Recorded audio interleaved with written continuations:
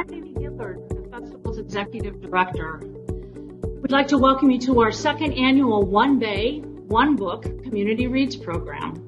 We're so excited that you've chosen to join us this evening. Tonight's programming is made possible with support from the Michigan Council for Arts and Cultural Affairs, from the National Endowment for the Arts, and from our many generous festival donors. Tonight, we're thrilled to welcome Rebecca Makkai back to our festival. Rebecca presented at the very first festival in 2016. Tonight, she's going to speak about The Great Believers that she released in 2018 and which became a critically acclaimed masterpiece. It was a shortlist and a finalist for the National Book Award and was a finalist for the Pulitzer Prize. Rebecca is going to be in conversation with Carter Sickels, the current Good Heart Writer in Residence. We love our partnership with the Good Heart Residency program. And if you don't know about it, I encourage you to check out their website and check into their programming for both artists and writers. Carter's a novelist and an educator, and his current work, The Prettiest Star, was the winner of the 2021 Southern Book Prize. Carter's writings have appeared in many other publications, and he is currently an assistant professor at Eastern Kentucky University. It is my pleasure to say, welcome Rebecca and Carter. Thank you so much. I wish I were there in person, but it's good to be here virtually too. Yes, thank you so much, Amy, and thanks everyone for being here. It's so good to see you, Rebecca. I like how we're kind of matching. Yes, I got the memo. Yeah. Kind of an orange, rusty red. Yeah, it's that kind of day. Yeah, it's great to see you. The last time we met was also on Zoom. Yeah. My book came out in 2020 and I was in May, and I was supposed to go to Chicago to read at Women and Children First bookstore, and you were going to interview me. And so here we are on Zoom again. I still have no idea how tall you are. One day we'll find out. Right. But I read The Great Believers a couple of years ago, and I reread it to prepare for this interview. And the characters, are just so rich and nuanced, and the story is just so urgent and immersive. And I was, 100% immersed in the world of your novel. And I know you've talked about it a lot at this point, but I know everyone here has read your novel and is eager to hear you talk about it more. So I then want to start with just like how you started the novel. There's several stories in The Great Believers. We have the AIDS epidemic in Chicago that takes place in the mid 80s and 90s with Yale. And then we have Fiona searching for her daughter in Paris in 2015. And then there's also Nona's story as a young woman living in Paris between the First and Second World Wars. And I believe from reading other interviews with you that the seed for the novel was actually Nora living in Paris. Yeah. And so can you talk about sort of how you started the novel and how the other stories emerged, and like how you kind of understood the novel could hold these multiple stories? Yeah, no, it's a good question. And absolutely. I generally feel like, my novels, even my short stories, need to hold multiple strands. If I'm just telling one story, I'm going to tell something pretty predictable. It's just kind of pushing the one rock up the hill. When you get multiple threads, things start to echo off of each other. I'm mixing my metaphors here, but things start to echo off of each other in a really interesting way. So I'm always looking for that. I don't want to start writing when I have one idea, because then what I'm going to do is push that one idea 30 pages in and then go, I have no idea where this is going. And if I wait and start when I have multiple ideas and I don't know how they're going to speak to each other, I get them all going, and then I'm surprised by how they're pinging off of each other, and that momentum takes me a lot farther in. So, but yes, I started out, I had this idea that I wanted to write about a woman who had been an artist's muse and model in Paris. And it was going to be this very fun, juicy book about that. One thing, I had just finished my second novel, writing my second novel, The 100-Year House, which is historical in very ways. It goes backwards in time, actually. And the historical research that was required for that, I felt like I just did that. I don't want to write historically again. Not, to me, when I started, I wasn't thinking of the 80s as being historical. I was like, I remember the 80s, it'll be fine. But I didn't want to go back, and especially a good portion of The 100-Year House was set in 1929. And there is this fear of repeating yourself or getting known for a certain thing that you didn't intend to get known for. So I was like, well, I don't want to set it back then. I'll have this at the end of her life. She's looking back and she's telling these stories. So Yale came in at first as a sort of secondary character, and AIDS was going to be the thing going on in the background of his life. One thing that happened was just my realization before I really even started to write, but continued as I began to write, that someone sitting there listening to stories is not the most dynamic thing on the page. We're hearing it at this remove, there's this filter of time. Is someone sitting on a couch listening to something really the most exciting thing that could be happening? And for a while, I thought it's going to be letters back and forth between them, but I didn't want to do that. The other thing that happened was my original idea was going to be that Nora began telling these stories because I had her, and this is just in my mind, I hadn't written it, but that she's sitting home watching the news, and a news story comes on that they've discovered a painting that's of questionable authenticity, but she knows who the real artist is because it's a painting of her. And so she contacts people and starts telling them her story. And I was getting ready to begin this. I was getting ready to leave for a residency in Wyoming. And my husband asked what I was going to write about. And I told him this idea, this woman in the news. And he goes, that's the plot of the movie Titanic, where she's like, they bring up the sketch and she's like, that's me, wasn't I a dish? And so that was a bummer to realize that. And I was really worried about rewriting Titanic in some way. So that was one of several things that took me kind of away from her being the main character. And meanwhile, a lot of things were leading me towards Yale being the main character. One of them was my research. So I'd begun researching both eras, both places. And I'm sure we'll get into it later, but the research on AIDS in Chicago was way harder to come by. It was much harder to find stuff, which of course made it more intriguing for me. What's out there that I don't know versus Paris art world. I could go to the library and come home with 30 books. And it was, it was something that it was a topic that I've always been interested in and drawn to. It was my own city, this history that I realized I didn't know. And then when I began writing, I began with Yale, still thinking maybe it would be back and forth, but Yale just really took the story and ran with it. So that's that's the short, untortured version. The real version was like 3 years of, oh my God, I'm accidentally reading Titanic. I'm glad you didn't rewrite Titanic. Me too. And I love what you're saying about all the layers that it takes in a novel, or a short story. And I guess that leads me into kind of talking about Yale, and the characters are just so rich and complex. And I just want to start talking about him. He's this preppy guy. He's pretty careful, cautious guy. And we see him change and kind of open up over the course of the novel, and to where he's on the streets with the ACT UP protest, and he's incredibly empathetic, but he's certainly not flawless.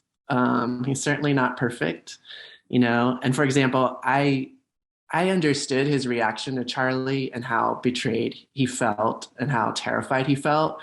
But I was also so troubled by his reaction to like walk out on his boyfriend of several years who's facing death. And so I loved sort of when Teddy came in and kind of called him out on that, even though it was such a complicated, it was such a complicated reaction.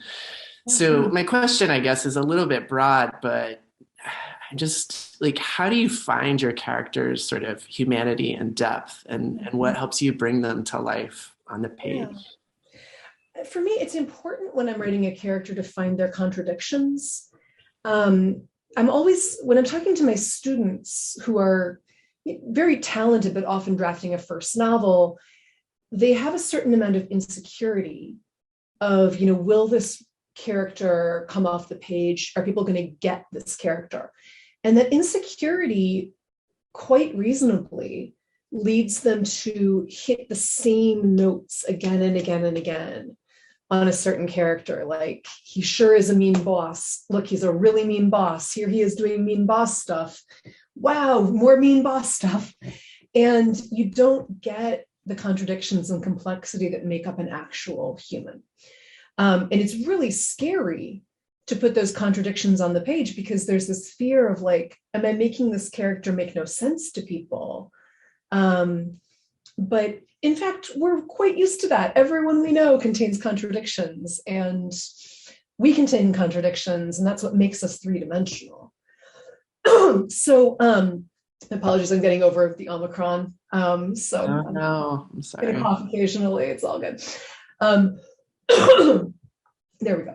But for these characters in particular, it was tricky. I absolutely didn't want to make, virtuous people who glowed in the dark, and they were just sitting there in this, these perfect angels, because that's not real. That's not how real people are. It felt actually disrespectful in many ways to do that.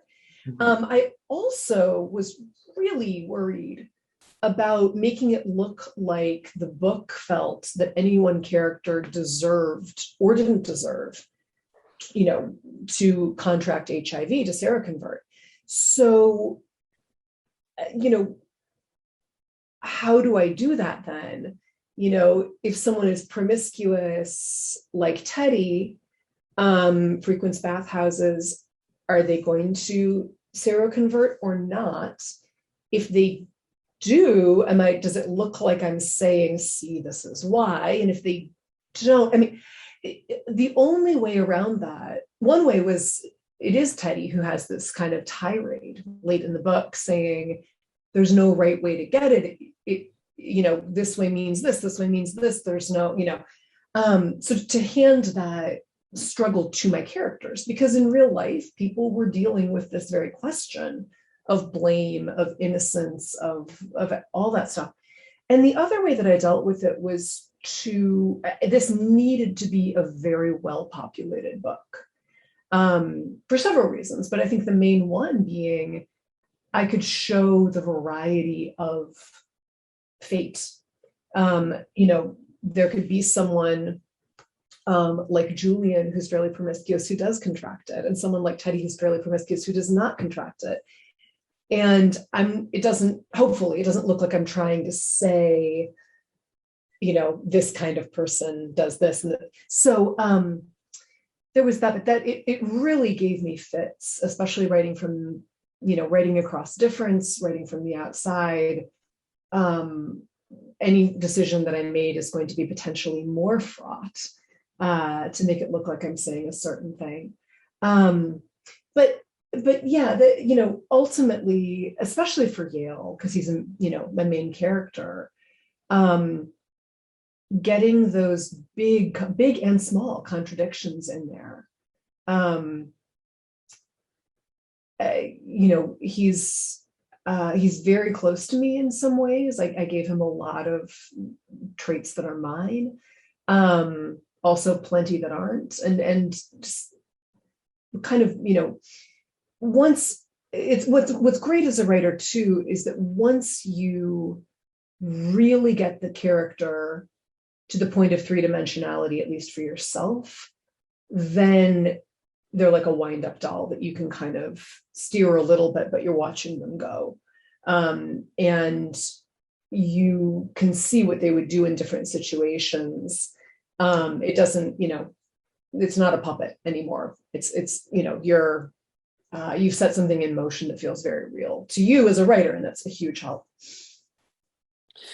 Yeah, I think too with his character, some of that depth too comes from the richness of his life, right? Like we see him with Charlie, but we also see him with his queer family, which I really appreciated how you portrayed the queer family. We see him at work and all his complicated relationships at work. So really get those kind of layers that add that depth. Yeah. Right. Yeah. Seeing people, in different times, over the span of like really 6 or 7 years. But in the case of other characters, coming back and going, okay, they were like this at the age of 21. What are they like at 51? Which it's something that I've worked with a little bit before. Like I said, the 100-Year House skipped around in time, but that was a whole other level to all of this. But it allowed that depth of showing people in, not only different settings, but different times in their life. I don't want to spend too much time on the process but I'm of course obsessed with process and want to know how writers do what they do. And I'm just curious because it is really difficult to work with like multiple timelines and alternate timelines and story and multiple characters. So how did you sort of track all of that? Did you like write the 1980s sections sort of first, or were you alternating back and forth between Fiona and... I did write a lot of the 1980s first. I didn't know at first that I was going to include the 2015 sections. And I was maybe 100 pages in and then realized that I needed those and went back, was trying to catch up. Sometimes I'd get a little further ahead in one and then a little further ahead in the other. In the revision, even I would say, like, I tend to do a lot of retroactive outlines as I write. So I need to outline what I have so far so that I can kind of back up from it and see the whole thing rather than just a little slit of text on my computer. And in those retroactive outlines, and then in the retroactive outlines I did once I was done and I was going into revision, like real revision, that was the most difficult part because you move one thing in one section and then it affects the, everything. When do we learn a certain piece of information? So the down to the last minute, and this was not like publication, but at the point where I was turning it into my editor, I had this deadline in the early summer of 2017. And I had note cards. I decided like a week before it was due that I needed to restructure the whole thing and not only move chapters around, but like move the order of different events chronologically. And oh my God. And I did this with note cards all over my floor right here in my office. And then I'm like ripping note cards to make 2 scenes and moving them. And then in the middle of all this, I had to pack up and go to Denver because I was teaching out there at the Lighthouse Writers Workshop for a week. So I took a photo of the layout and then I like stacked it all up really carefully in a rubber band, and I took them to Denver. And then I was staying in this Airbnb, or no, sorry, not an Airbnb, a B&B, an actual B&B. And so I laid them all out there on the floor. And I was like, I don't need housekeeping. Please don't come in. So I'm sure they thought I murdered someone. And then after like 2 days, I come back one day and my room is empty. And they were like, we're really sorry. We promised this room to someone else. We had to move you. And I was like, no, because the last time I took a photo was like many versions ago. And I was like, you're kidding me. But the cleaning lady had picked them, she had put them back down in like the exact same order on the like table in this new room. I was like weeping with gratitude. I was still angry. I was angry at the manager, incredibly grateful to the maid. So that's incredible. Wow. Yeah. Anyway. And yeah, there's, at least for me and many of my writer friends, it's like you hit this place, it's like wall, or the novel just feels like this mess, and then there's something that sort of is this breakthrough, which is a glorious moment. Two metaphors for it. One comes from a friend where he said it's like when you decide to clean your garage, and so the way you do it is you like put everything out all over your lawn, and anyone driving by is like, what? Like you have to make it so much worse before it gets better. And the other metaphor I have, maybe before that stage, is the like, if a kid comes to you, like they were trying to build Legos according to the pattern, and they come to you and they're like, help, this piece doesn't fit, and you're like, oh, it's because you made a mistake 22 steps back, like this whole thing. And then they're going, don't break it. And you're like, yeah, I really have to break it. Yeah. Like I can try to keep this piece intact, but it's probably going to crumble, and we might be starting over, and I'm really sorry. Terrible moment when you have to break it, but then it always leads to a better place, right? Sure, yeah, but it just does not feel like that in the moment. It doesn't feel good. Yeah. Well, I want to make sure we leave time for the research, but before I ask you about that, and I just want to remind people that you can ask questions in the chat, and we'll leave like 15 minutes for audience questions. But you had mentioned this when we were talking about characters and how populated the novel is, which is also very difficult to handle. You have such a large cast of characters, and they're vivid, on the page. I mean, we have all the main characters, but we have like Ash and Roman, Julian, and were there any characters who you sort of particularly enjoyed writing, or who maybe showed up on a page and surprised you? Yeah, I love that question, because it's the kind of question I feel like I'm gossiping about good friends, talking about good friends. So Julian in particular was the character, and he's one, if you've read the book, he's got a bigger role than you might originally think as you start to read. Any writers in the audience, oh my God, don't ever start a book with a party scene. It is impossible. I was just like tearing my hair out for months over that scene. How do you introduce that many people at once? And we barely met anyone, keeping track of them. It's, I don't regret it. It's just like, it was harder to do than was pleasant. But Julian was someone in that party scene who I didn't really plan who was going to be there. I was just like, Yale's there with his partner. I'll put some people there and we'll see. And Julian showed up. I just had a name and just had this sort of vibe for me on the page. This just, the guy everyone kind of knows is just very flirtatious and there for a good time. And he really, I don't know, I was very attached to him. He really grew on me. At the point where I had not decided on the 2015 sections, but I had decided that I needed to bring it into the present day, what was then the present day, in some way. One of my possibilities that I entertained was revealing late in the book that Julian was narrating the whole thing.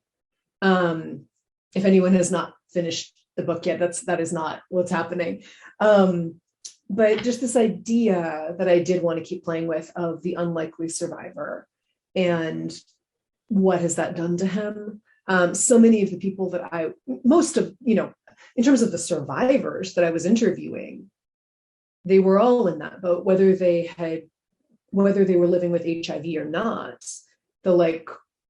I was assuming I would die when I was 25, and here I am, and I'm 60, and what do I do with that? And what do I do with this loss and this grief and this guilt? So I don't know, he was just very easy to write every time he showed up. Like he had his own just momentum and energy. And then the other one, she gave me fits later, but Fiona, I only introduced in that first party scene because I was like, I'll just throw one woman in here to make things a little easier to tell people apart. I was like, I have too many men. There's got to be one woman at this party. And originally, it was not her brother who had died. Her brother had died, in my first draft, her brother had previously died. And Nora was not her great aunt. She was just this woman who was around. And I didn't really think she was going to be much of a recurring character. And then I wrote her again. There's a scene, this benefit that Yale goes to and ends up sobbing outside, and he's crying on her shoulder. And I gave her these dangly earrings, and I said this thing about her brother was always saying her earrings would get caught on stuff. And that somehow opened her up to me as like a character who was going to stick around. So when I was going through and I decided to make that move to include the 2015 sections, she was still a minor character, but she was the one I went back and plucked out as, let's see where your life goes and how this all has affected you. And then she gave me a lot of trouble, because you make anyone a main character, they're going to give you a lot of trouble. But the hardest character to write by far was Charlie. I had a really hard time figuring out what made him tick. I think because I was writing from Yale's point of view and I couldn't get that close to him. That was the one I was like writing pages and pages of, like in notebooks, nothing that would even be in the book, just to try to figure him out. Do you do a lot of sort of backstories work for your characters, like give them all backstories or histories? Did you use note cards for your characters, or? Yeah, note cards, but notebooks or other files on my computer. Not everyone. I tend to do it. I tell my students to do it for every character, and then of course I break my own. I don't take my own advice until I hit a wall. And I'm like, I can't figure this person out. I got to do this stuff. So definitely for Fiona, for Charlie, I think those were the main two. I was like, I need to just force myself to talk through this person's whole life. Will there be little pieces of that I can pull in, or will it just help me inform? In the same way that, actors do with their directors, to talk about the stuff that you're never going to see on stage, but that's going to inform every decision they make.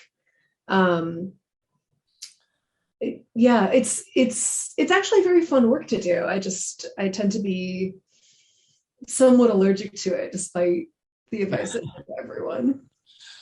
Well, it's really interesting to hear about Fiona sort of just showing up at the party and then becoming this central character. And I do love that party scene at the beginning, but I know how difficult that is to write, and especially how it resonates with the ending. It's really powerful. Good. Yeah, and the ending of that chapter was a lot easier. It was like everyone kind of cleared out and I just have him alone. But it was the like, how much am I going to explain who everyone is? Are people going to feel like they have to remember this all? How many people is too many people? That was the really hard part there. It's a great scene. So let's talk about your research, because you did a tremendous amount of research for this book, the political, cultural landscape during the AIDS crisis of the 80s and 90s, what HIV and AIDS does to the body, and all the details about the artist in Paris. So I think sometimes people don't understand the amount of research that a lot of fiction writers do, from archival research to interviews.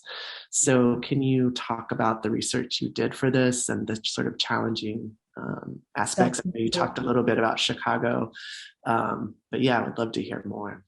Yeah, no, it's so, as soon as I realized it was going to be even a small part of the book, I knew I had to do a lot of research. The point where I realized it was really the thrust of the book, you make a different commitment to reality and to realism with every project, right? Like, you could write a book and say, this is set in a fictional city, and I'm going to make up the city and, all that stuff. Or you can have a book that exists with different, in a different world, right? Because I was writing about lived history, lived trauma, I felt like I have a real responsibility to this sort of granular accuracy of this very real city, this particular place and time. And the only corners of that I took license with, I've really noted in the author's note, the queer press scene in Chicago is one, and a couple other just little things, right? But other than that, like, if I mention a bar, I did research on that bar, and it was there, and this is what it looked like, and, every little thing.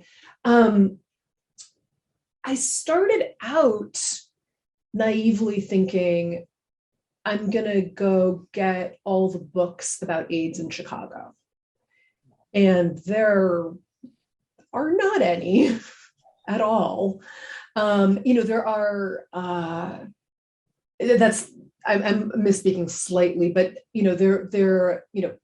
there's some great books about LGBTQ history in general in Chicago, and there's a chapter on the AIDS epidemic. Since my book came out, a graphic novel, or maybe right before, a graphic novel called Taking Turns, a graphic memoir rather, came out from an AIDS nurse who I had interviewed, who helped a lot with the book. She worked at Eleanor Masonic, a very personal story.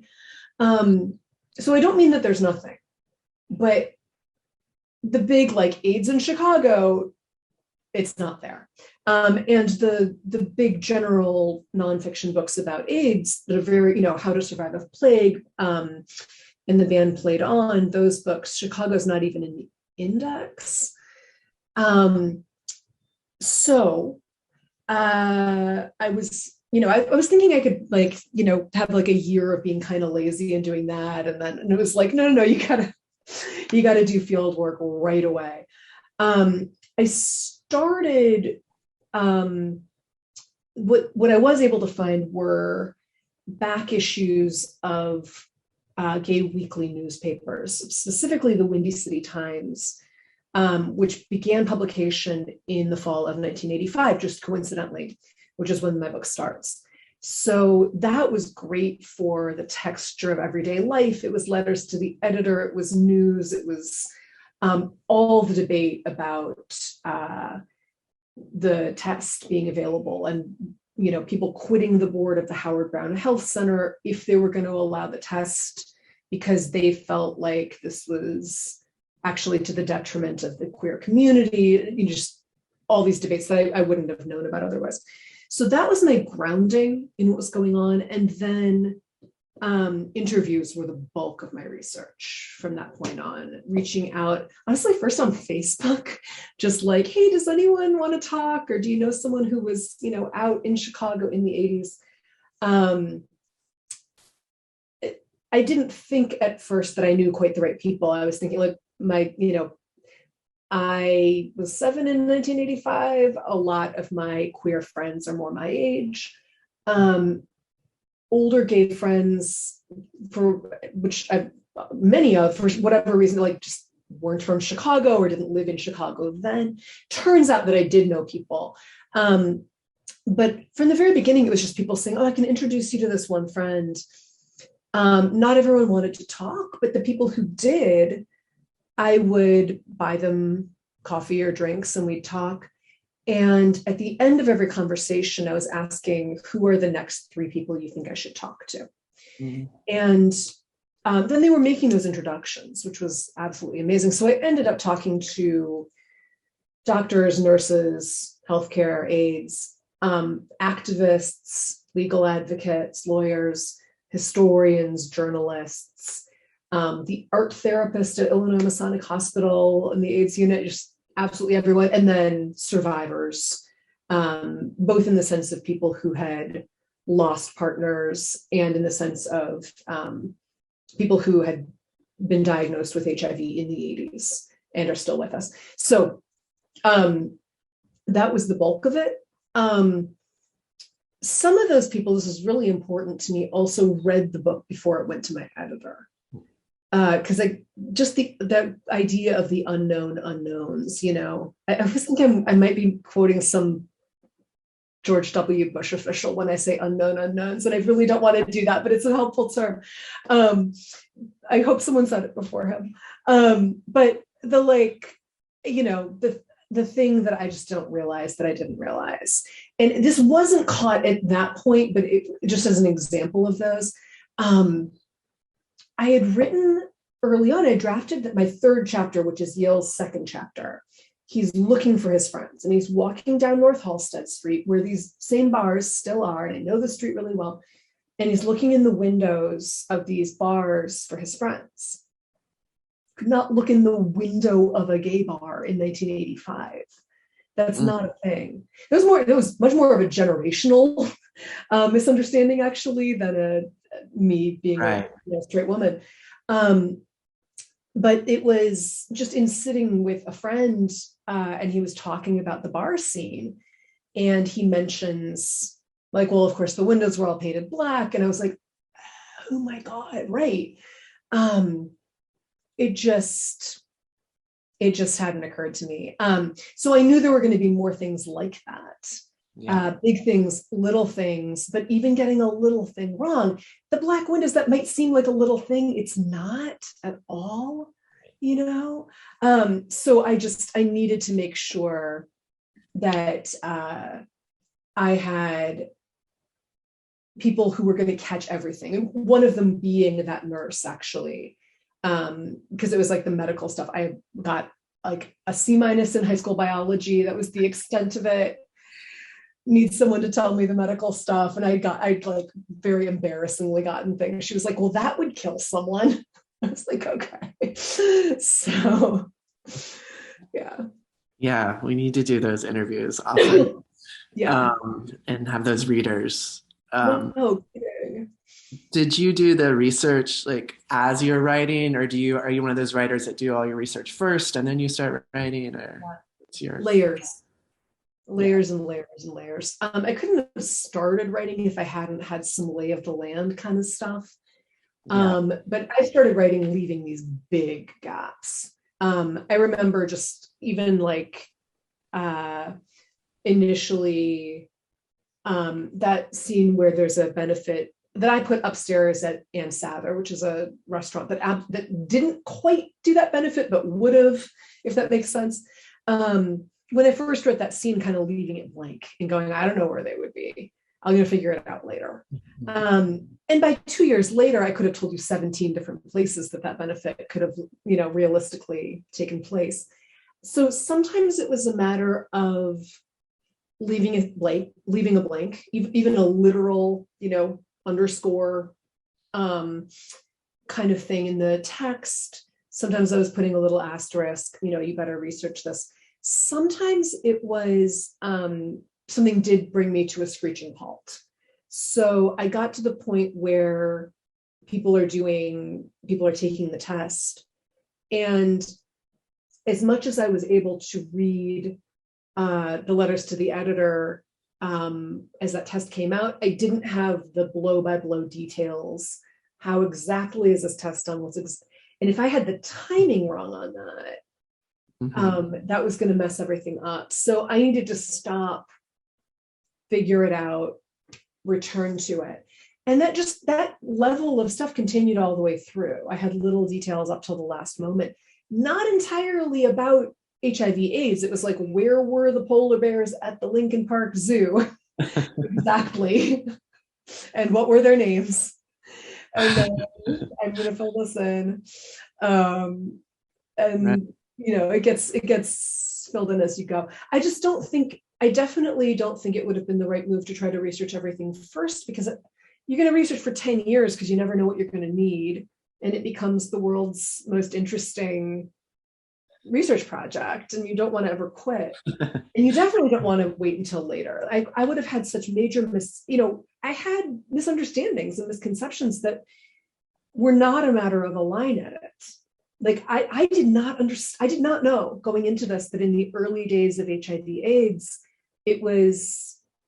I understood people died very quickly. They got symptoms and a week later they were dead. That's true.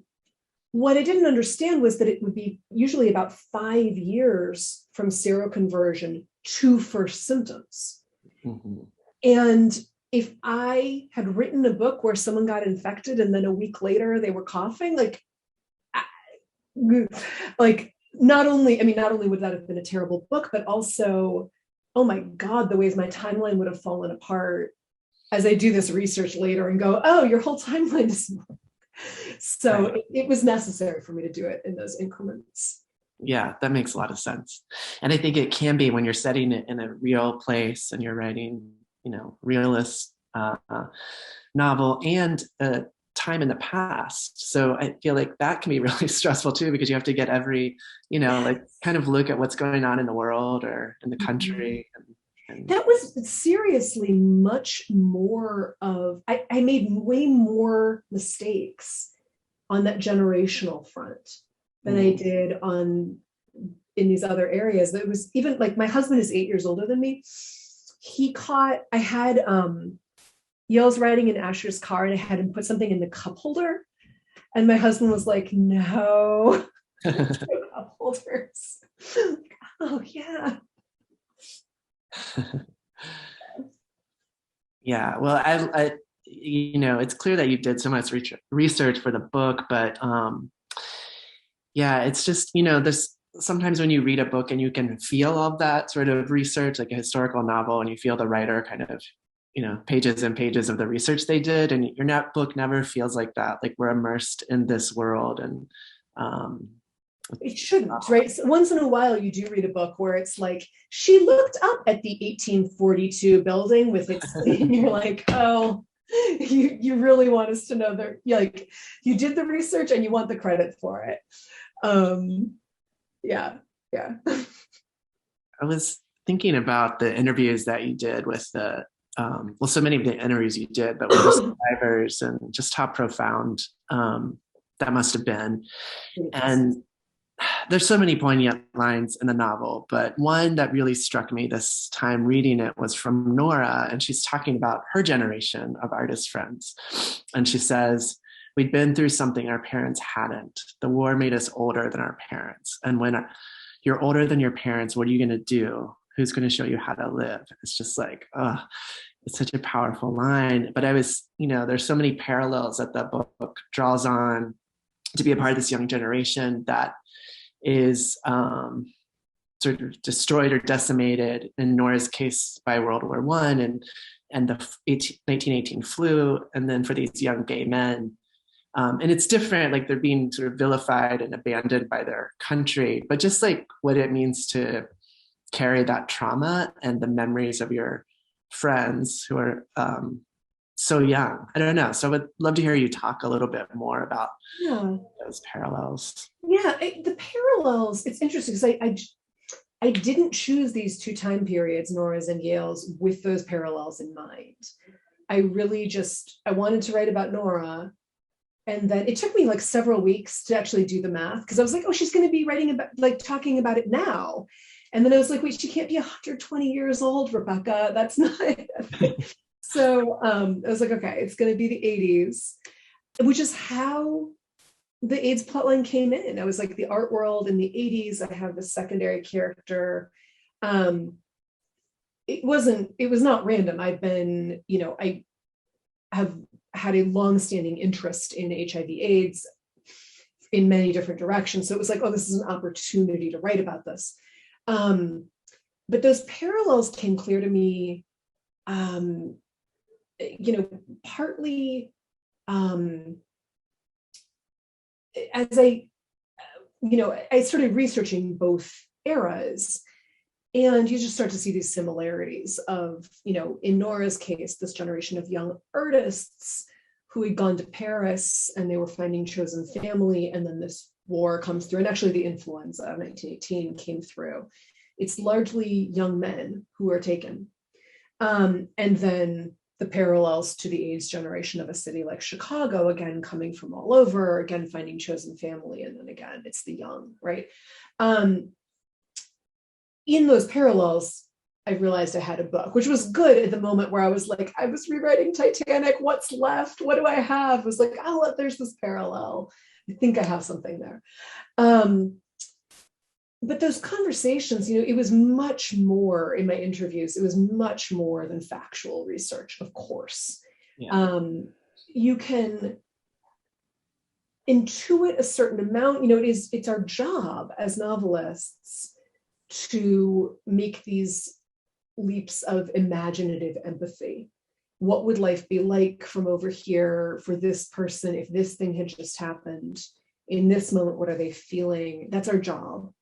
But it would be incredibly hubristic to imagine, especially when you're talking about lived experience, that you could just empathize your way into it. And again, just on that psychological level, there were things I would have gotten wrong or things I just would have missed. And those layers, this is, one of the reasons I was so keen on bringing this modern thread into it was these layers that I was seeing of survivor's guilt, of what happens to grief over many, many, many years, what happens to a sense of obligation to someone's memory. What do we owe people who we once promised something to, assuming our lives would be very short?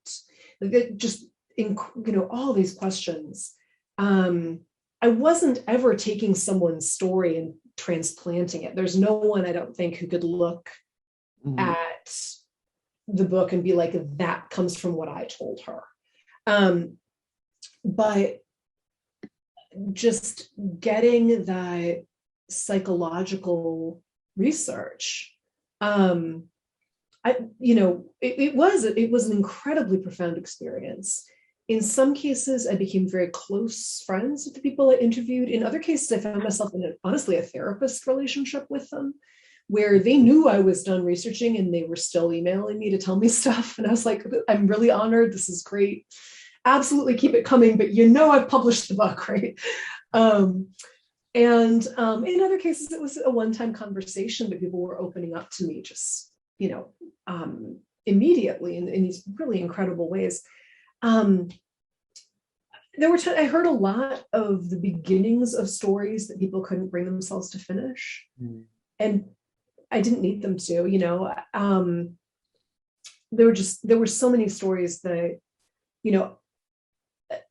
I have all these stories that they told me that are just, they were never going to make it into the book. Yeah. In some cases, with their permission, I share pieces of them as I tour for the book, as I talk about, when I'm supposed to give the hour and a half book talk, and I'm like, how do I fill this time? It's sometimes with some of those stories with their permission.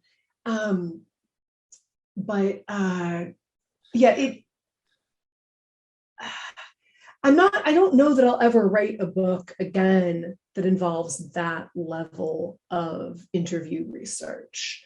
I might, never say never. It's a little bit of that was hard. Now I'm going to do something easy. And of course, the easy thing doesn't turn out to be easy in any way. But the book would not exist if it were not for the psychological research that allowed me to make those leaps. You might have asked me something completely different and I just got off on this completely other thing. I don't know. No. That's great. I think that emotion, comes through for sure in the book. And, that it is, even if you can't bring every single story into the novel, you're writing a novel, but what you're learning and those emotions are coming through and you're still documenting, right? It's fiction, but there is a part of this book is about documenting this generation, right? And in Chicago, that was very sort of, overlooked or forgotten in AIDS history and AIDS documents. So yeah. I have many questions I could continue to ask you, but I want to give our audience time. And we do have one question so far that someone asked. And so they said, you talk about a photo you left on your computer screen while writing the book. Can you talk about that photo, the setting, and the people in it? Yeah, this is interesting. So, the reading group that I talked to last night from Harbor Springs was asking about the same photo. But yeah, the wallpaper on my laptop that during this whole time was a photo of these 5 men at a candlelight vigil in Chicago in probably 1990. If we have, we're not entirely sure. If you Google AIDS Chicago candlelight vigil, you'll probably find it. One of the main people in that photo, one of the clearest faces, is Danny Sotomayor, who was one of the founders of ACT UP Chicago and just this dynamo figure that a lot of people talked to me about. He passed away in, I think, 92, either 91 or 92. One of the people in that photo survived and sat down to talk with me after I'd been staring at his photo on my laptop for like 3 years. So it felt really surreal. But this activist named Bill McMillan, who's thanked in my acknowledgements. He and Danny Sotomayor were 2 of the men in that ACT UP demonstration that I write about, which was very real. I'm writing about this moment when 5 men, it wasn't the same 5, but 2 of the 5 were the same, who got out on the ledge of the county building with this banner and then were quite brutally hauled back in by the sheriff's department. Bill McMillan was one of those people. And I found YouTube footage of this demonstration, like hours actually of stuff that helped me really write that scene. So again, I'd been watching him do that too. Like I'm watching this thing and then staring at his photo, and then suddenly he's sitting across from me in this booth in a bar, and telling me about his life. But that photo, there are 17 different things I could say about it, but I'll say there's a very intense stare from the men in the photo, particularly from Danny Sotomayor. And I'd be writing and I'd be like, okay, I'm like sick of this. I'm going to go on Facebook or something. And I close the window and then I have this guy just staring at me. And I was like, okay, never mind. I'm going to write some more. I'm not going to, how can I like play Minesweeper? It was an incredible. Kept you writing. Yeah. Yeah. It's really cool. So someone else wants to know how the book's title came about. Right. The title is, should theoretically be partly explained, at least by the epigraph. That's, from this F. Scott Fitzgerald quote. I found it very early on as I was researching Nora's generation. And I found this quote. And I was very confused because, this is the generation we know as the lost generation and being really jaded and debauched. And here's Fitzgerald saying we were the great believers. It was him looking back at the end of his life. It was an essay that was published posthumously in Esquire. And he was talking, of course, about the naivete that his generation had heading into World War I, particularly the soldiers. He's talking, when he says his generation, he means his generation of straight white men. But that's, he was like, we were so naive and optimistic, and then we went through hell together.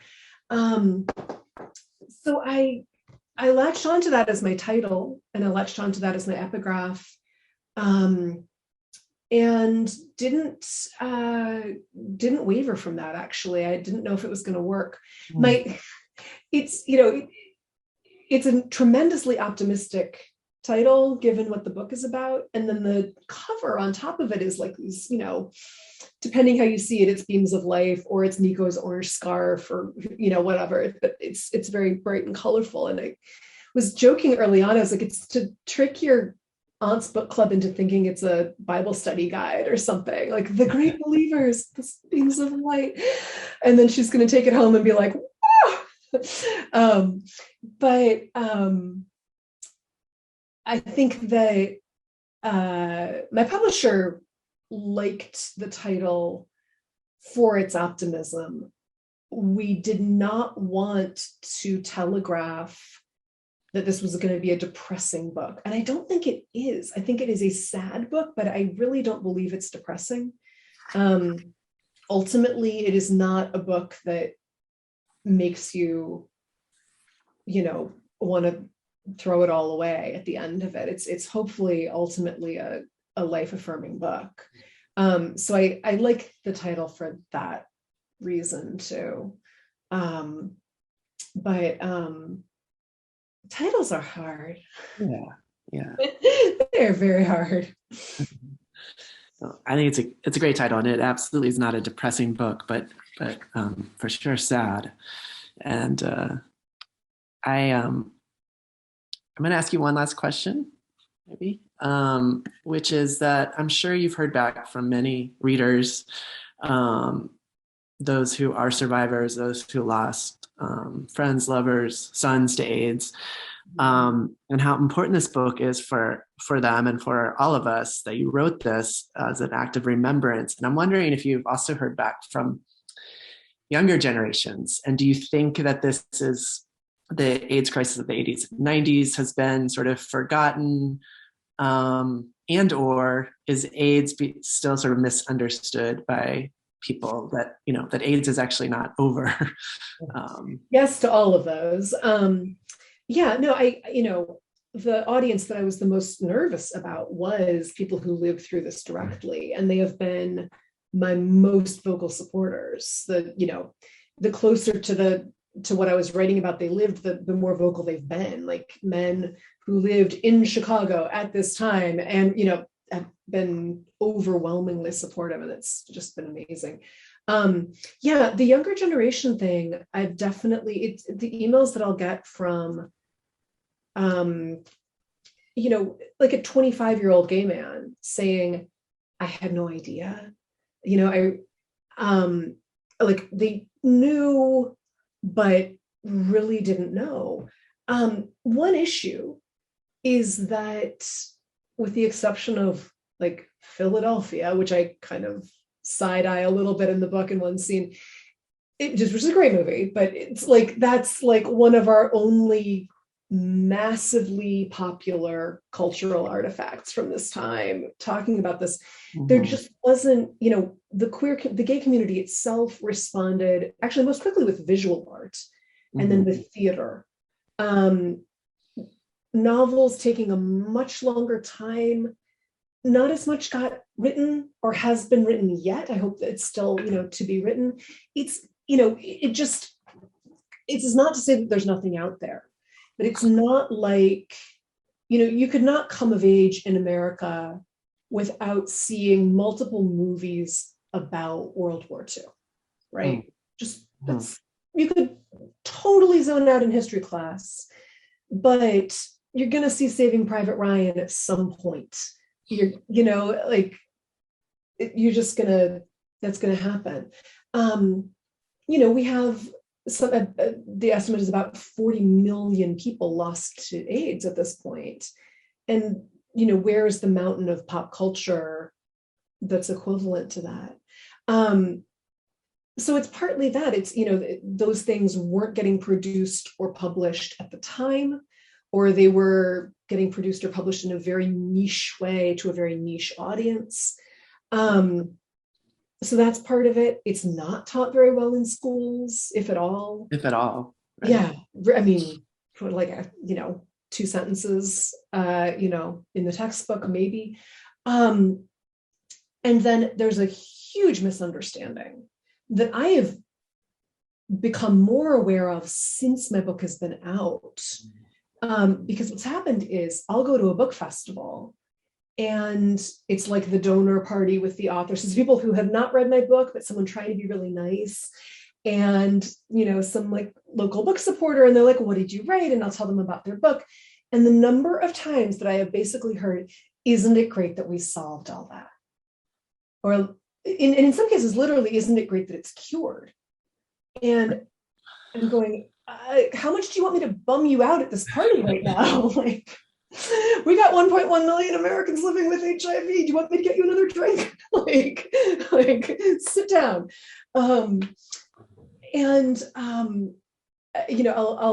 talk about that. I'll talk about the fact that we still have, globally 1 million people are dying of AIDS a year. And that's just, what I'm getting is then, then literally two different times I've started in, I'm like, well, it's really not cured. And the other person has gone, yeah, but Magic Johnson. I'm so glad that he's doing well. Right. That's not the argument you think it is. But, it's just, I think people don't understand how young the HIV/AIDS population in the US still is. People are thinking it's long-term survivors. Unfortunately, it is because we have long-term survivors now. But huge numbers of new infections, a lot of southern cities, Black and brown populations, trans people being disproportionately affected. A good quarter of people with HIV in the US do not know that they're positive. There's, so much education and work that needs to be done. And these the new seroconversions do not tend to be people with great health insurance and a strong network of people helping them out. So I could go on for another 2 hours, which is not what people signed up for on this, as I bum everyone else out here. But basically say, I think that going into this book, if I knew the level of disinformation that is out there now, I would have made a bigger deal about it, particularly in Fiona's sections. There's a moment where someone says to her, oh, I remember that time. And she gets really upset, but I don't really explain why, because I assumed everyone would know. And if I were writing this, knowing what I know now, I would have given that a few more beats. Yeah, that's interesting. Yeah. It is really poignant though to read your novel, and I think it's Julian who's really believes that there's going to be a cure. Yeah. And here we are, and there is no cure. And people are living longer lives if they have access to healthcare and to education. If you're Magic Johnson and you were literally one of the healthiest, strongest people alive, and you're a multimillionaire. Yeah. Yeah. But no, it's also along with that, just Julian saying that about the cure, that's been quoted back at me several times recently as the line that really hit people hard reading it in the middle of COVID. That I think it's been interesting. The book came out in 2018. Here, most of my translations came out in the summer of 2020 in Europe, or continuing into 2021. And it's this totally different life for the book. This people reading it during lockdown, which of course still happens here too. But it's in terms of the reviews, the interviews, as my book came out in Italy or Spain, they were all about the parallels. And I think what I had this slight hope as I was doing those interviews and talking about it, that I think has been borne out slightly, that people are thinking back now on the AIDS epidemic more because of what we're going through. I know that my book is being taught in several different literature of pandemic courses. In obviously universities, it's not like 8th grade, but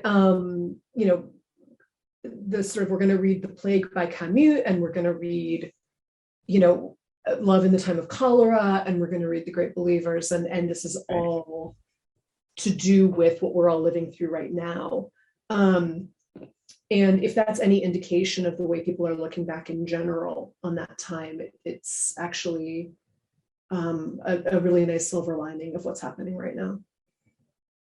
Yeah. And I think it does sort of, it did impact me a little differently reading it now. And I think conversation around it and just reading these books, and when I'm talking about my book, as in a global pandemic, even though it's not, it's not the same as AIDS, COVID, but. This is a good moment to say, anyone who has not read The Prettiest Star, that should be your gift to yourself tonight before you forget, because it is stunning. And when I say fast read, I always worry that has this negative connotation.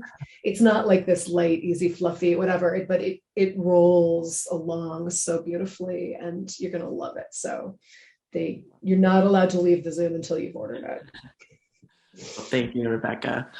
Well, I think, your book did come out in 2018, and it's just a testament to how powerful the book is, that like so many people are still reading it and talking about it and teaching it. And I think will be for a very long time.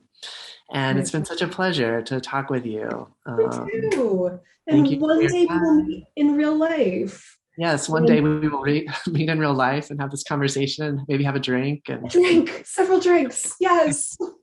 Thank you so much. Those are great questions. I really appreciate it. Thanks everybody for coming. Yeah. All right. Thank you all. Good night. Good night.